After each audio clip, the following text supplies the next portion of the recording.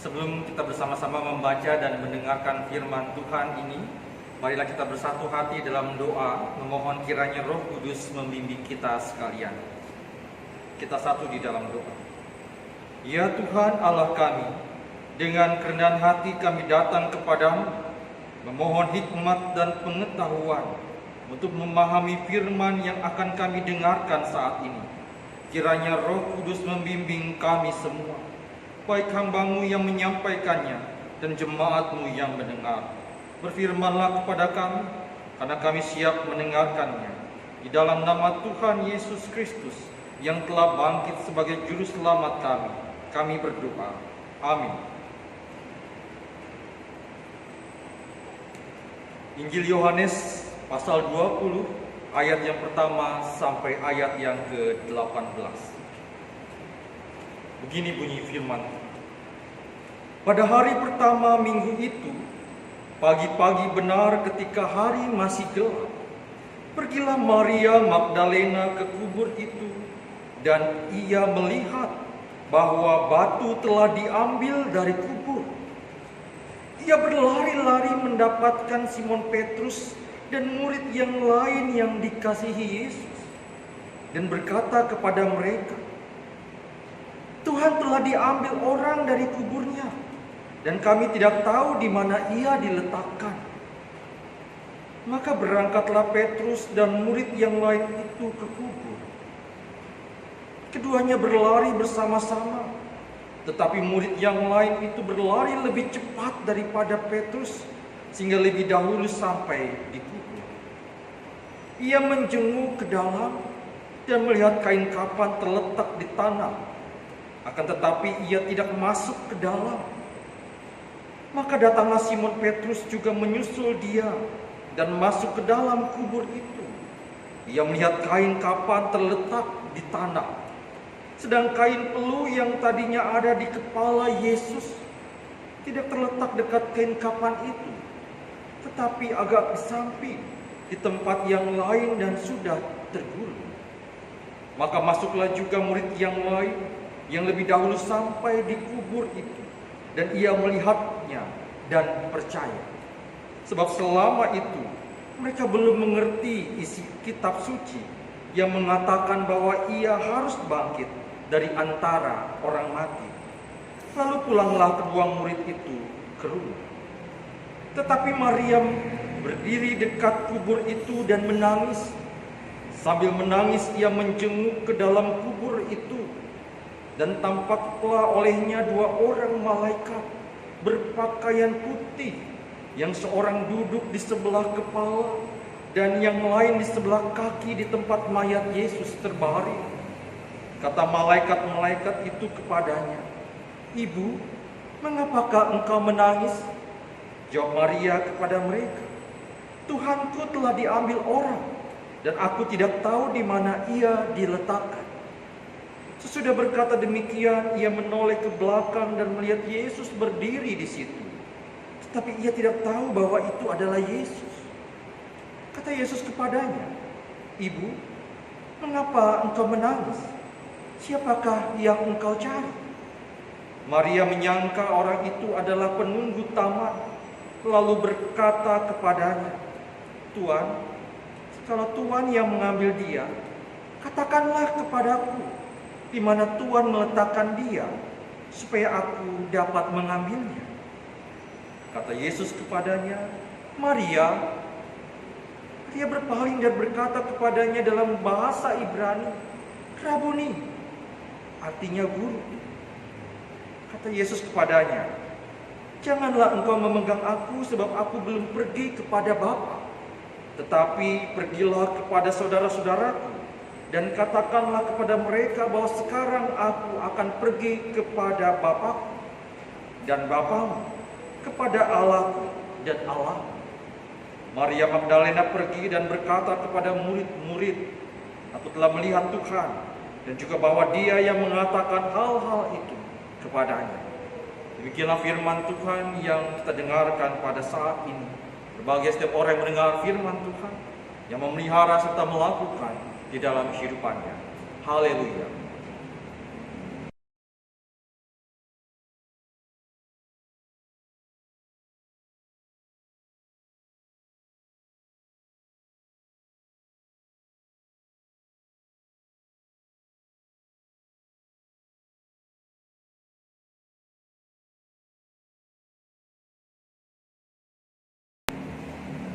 Bapak Ibu Saudara-saudari, sebelum saya memulai renungan Paskah saat ini, saya mengajak saudara-saudara semua melihat tayangan video singkat berikut ini.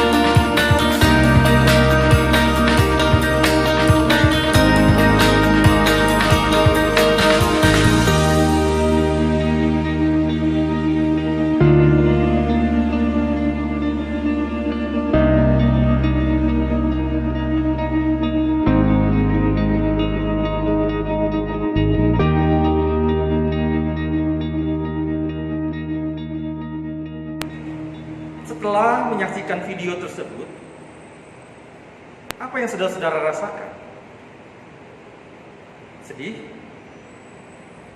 Rindu? Haru? Ingin segera bertemu? Ingin berjabat tangan kembali? Atau yang lainnya? Menurut saudara-saudara, apa makna dari video tersebut? Tema kita sebagai pengembangan tema sinode melihat Dia yang bangkit, memandang pada sesama adalah kubur kosong, gereja kosong. Mungkin kita bertanya-tanya, apa maksudnya kubur kosong, gereja kosong? Dalam kisah Paskah yang kita dengar dari Injil Yohanes pasal 20 ayat pertama sampai 18, diceritakan bagaimana pada waktu itu pagi-pagi benar Maria Magdalena pergi ke kubur Yesus dan ia melihat bahwa batu penutup telah diambil dari kubur. Kubur itu telah kosong. Dengan perasaan takut dan gentar, ia berlari mendapatkan Simon Petrus dan murid yang lain dan menceritakan apa yang telah disaksikannya itu. Mendengar hal tersebut, maka bergegaslah mereka ke kubur itu. Keduanya berlari bersama-sama. Setelah sampai di sana, mereka melihat bahwa kain kapan terletak di tanah dan kain peluh yang tadinya ada di kepala Yesus terletak di samping dan telah tergulung. Pertanyaan mereka adalah, di manakah tubuh Yesus diletakkan? Melihat keadaan kubur yang kosong tersebut membuat Maria Magdalena tidak dapat menahan rasa sedihnya. Ia berdiri dekat kubur itu dan menangis. Belum habis rasanya duka cita yang mereka alami atas kematian Yesus. Belum habis rasanya atas rasa putus asa ditinggalkan oleh seorang yang teramat mereka kasihi. Belum habis rasanya kerinduan hati untuk terus melayani bersama Yesus. Tapi apa yang disaksikannya kini semakin menghancurkan hati mereka. Kubur itu telah kosong. Tubuh Yesus sudah tidak ada lagi di dalamnya. Mereka tidak dapat melayani dia lagi. Bahkan untuk sekadar meminyaki tubuh Yesus yang telah mati. Namun dalam kesedihan Maria Magdalena, dua malaikat Tuhan datang menampakkan diri di hadapannya. Mereka bertanya, "Ibu, mengapa engkau menangis?" Dalam momen berduka seperti itu, pertanyaan dari kedua malaikat itu sepertinya hendak menegaskan tentang perasaan yang sedang dialaminya. Maria Magdalena pun menjawab, "Tuhanku telah diambil orang, dan aku tidak tahu di mana ia diletakkan." Dan jawaban tersebut semakin menegaskan bahwa ia begitu kehilangan sosok Yesus. Mungkin bisa dikatakan kehilangan untuk kedua kalinya. Karena saat ini tubuh Yesus sudah tidak ada lagi di kuburnya. Setelah itu, Yesus menampakkan dirinya kepada Maria Magdalena. Namun ia tidak menyadarinya.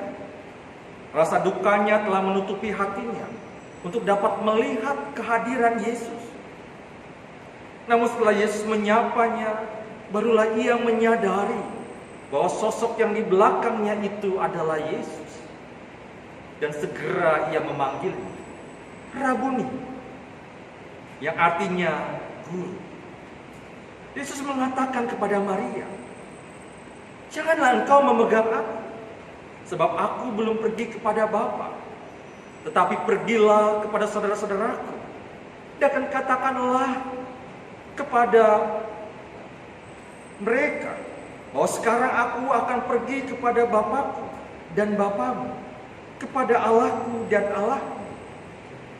Hal tersebut tepat seperti apa yang dikatakan Yesus sebelum kematiannya. Injil Yohanes 14 ayat yang pertama dan kedua mengatakan, "Janganlah gelisah hatimu, percayalah kepada Allah, percayalah juga kepadaku. Di rumah Bapakku banyak tempat tinggal. Jika demikian tentu aku mengatakannya kepadamu, sebab aku pergi ke situ untuk menyediakan tempat bagimu." Saudara-saudara, sebuah lagu Paskah yang sering kita dengarkan berbunyi demikian. Anak Allah, Yesus namanya, menyembuhkan, menyucikan, bahkan mati, tebus dosaku. Kubur kosong membuktikan dia hidup, sebab dia hidup. Ada hari esok, sebab dia hidup. tak gentar, karena ku tahu Dia pegang hari esok. Hidup jadi berarti sebab Dia hidup. Dalam lagu tersebut terkandung sebuah pengharapan, di mana kubur kosong tidak lagi menjadi sebuah simbol duka cita atau kesedihan atau keputusasaan. Kubur kosong yang awalnya menakutkan dan menggetarkan hati, kini berubah menjadi simbol pengharapan dan kehidupan.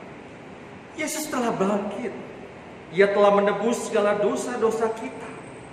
Ia telah mengenapi nubuatan para nabi dan menyelesaikan perintah Bapa. Kebangkitan Yesus membawa pengharapan baru bagi kita. Sesuai janjinya, maka Ia tidak akan meninggalkan umatnya sendiri di dunia. Ia menjanjikan akan menghadirkan penolong bagi kita, yang akan menyertai kita selama-lamanya. Ialah yang akan mengajarkan kita dan mengingatkan kita agar taat dan setia kepada firman yang telah disampaikannya. Karena barang siapa memegang perintah dan melakukannya, dialah mengasihi aku. Dan barang siapa mengasihi aku, ia akan dikasihi oleh Bapa. Dan aku pun akan mengasihi dia dan akan menyatakan diriku kepadanya. Yohanes 14 ayat 21. Apa firman-Nya itu? Aku memberikan perintah baru kepadamu, yaitu supaya kamu saling mengasihi, sama seperti aku telah mengasihi kamu. Demikian pula kamu harus saling mengasihi. Injil Yohanes 13 ayat yang ke-34.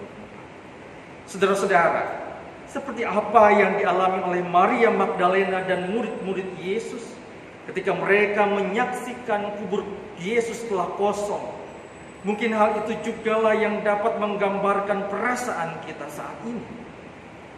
Rasa sedih dan haru mengenang kembali kematian Yesus di kayu salib. Namun kita tidak dapat mengungkapkannya bersama-sama dalam ibadah di gereja. Pandemi virus COVID-19 ini memaksa kita untuk tetap tinggal di rumah. Kini kita menyaksikan bahwa gereja kosong. Gereja yang kita bangun dengan perjuangan, peluh, dan kesedihan tidak dapat kita gunakan sementara waktu untuk beribadah. Gedung gereja kita biarkan sementara ini kosong. Kosong dari aktivitas bersama. Kosong dari jadwal kegiatan-kegiatan gerejawi. Kosong dari perjumpaan kita dengan sesama jemaat. Namun, apakah gereja benar-benar kosong? Gereja tidak kosong. Kosongnya gedung gereja kosongnya gedung gereja bukan berarti kosongnya orang-orang Kristen yang setia kepadanya. Absennya kita ke gereja bukan berarti absennya kita untuk beribadah dan terus melayani Tuhan dan sesama. Kosongnya gedung gereja kita merupakan wujud kesetiaan kita kepada perintah Yesus, yaitu hidup saling mengasihi. Kita diajak untuk meningkatkan kepedulian kita terhadap upaya penanganan pandemi virus COVID-19 ini. Walaupun kita dipisahkan oleh jarak, gereja sebagai satu kesatuan tubuh Kristus diajak untuk terus berkarya di tengah-tengah penderitaan dan keprihatinan masyarakat sesuai dengan karunia yang telah diberikan. Kita diminta untuk tidak diam dalam penyesalan dan kesedihan, apalagi kerinduan. Pada beberapa waktu memang gereja harusnya kosong. Artinya kita harus keluar dari gedung gereja. dari ritual keagamaan dalam gedung ibadah kita ini, dan melakukan apa yang kita peroleh dari gereja untuk diwujud nyatakan di tengah-tengah dunia. Kita diminta untuk membawa kabar keselamatan dan pengharapan dari Yesus Kristus ke tengah dunia ini. Pengharapan bagi setiap hati yang sedih, yang kehilangan pengharapan, yang menantikan pertolongan. Paskah merupakan momen kita menghadirkan buah-buah kasih agar kebangkitan Kristus diterima oleh dunia ini. Penderitaan manusia telah diringankan melalui Yesus yang disalib. Kebangkitannya adalah bukti kemenangan sehingga kita dimampukan meringankan beban sesama di dalam dunia ini. Tidak perlu takut dan khawatir kalau gereja kosong saat ini. Yang perlu kita khawatirkan adalah ketika hati kita atau iman kita kosong, tidak ada kasih dan pengharapan. Teruslah kita berjuang bersama-sama mewujudkan kasih, damai sejahtera, dan pemulihan bagi bangsa dan dunia ini. Semoga pergumulan kita melawan penyebaran virus COVID-19 ini dapat segera berakhir. Selamat Paskah 2020. Tuhan Yesus memberkati.